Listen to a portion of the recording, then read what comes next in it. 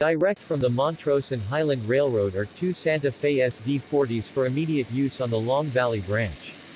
A special thank you goes out to Andy, owner and CEO of the Montrose and Highland Railroad.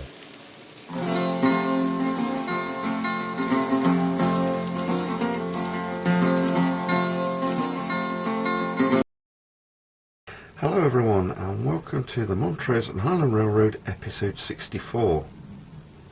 You've just seen a clip taken on Richard Shari's Long Valley Branch Railroad. Rich is one of my friends in Pennsylvania who's purchased numbers 5010 and 5014, two Santa Fe SD40s which have spent quite a number of years working on the Montrose and Highland Railroad. Thanks to Rich for buying those. Unfortunately, I'm still having to sell quite a few of my locos and pare down my collection, something which if you've ever had to do yourselves you'll know it's actually quite heart-wrenching to do, but needs must, I'm afraid. In today's video we'll have a look at some of the locos which have been sold from the Montrose and Highland. We'll have a look at some run pass and hopefully you'll enjoy the video. Let's take a look.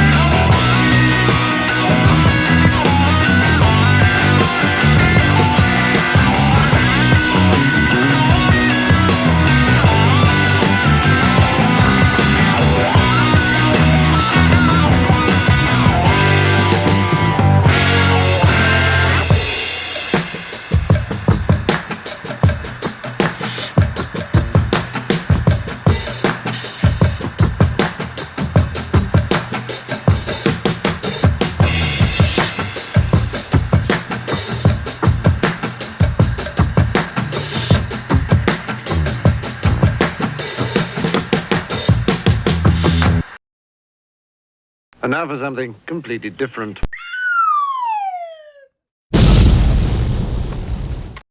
So now the welcome return of top tips into the Montrose and Highland videos.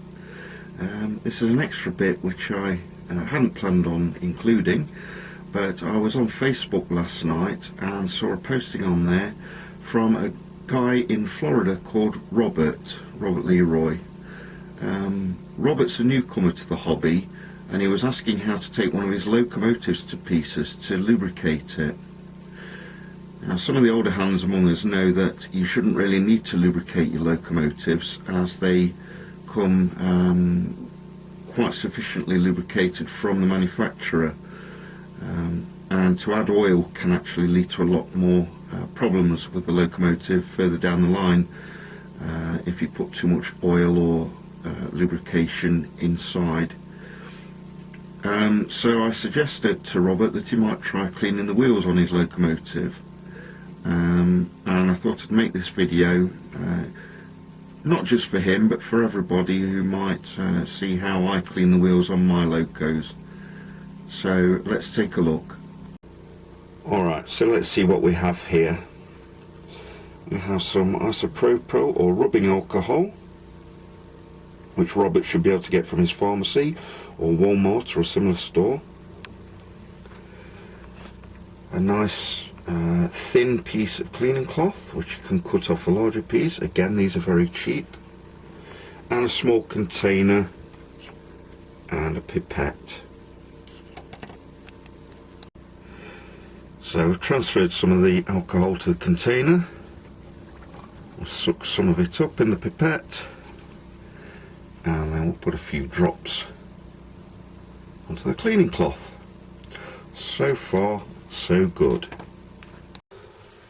Okay, so I've got my loco with the dirty wheels. My records tell me that this one hasn't had his wheels cleaned in almost 5 years, so I think he's about due. Obviously it's not one of the more common running ones on the layout. Anyway, enough of that. We'll hold down the cab and we'll turn it up to about half power.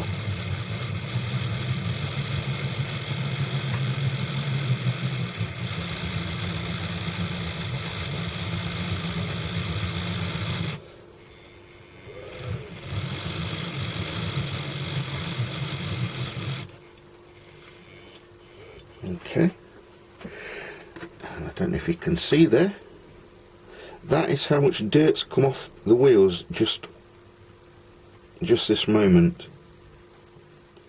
That's what's stopping your locos running nicely, folks. You're picking that up off your layout on the wheels of both your locos and your cars as well. So don't be like me and leave it for 5 years. But clean your wheels every so often on your locos. Okay, so we'll pick a bit that's clean and we'll put the loco back on the track and turn it round and do the other side. Hopefully, anyway.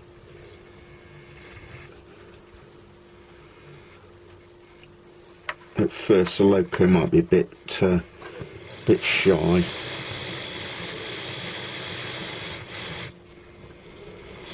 And it might keep stopping like this one is doing.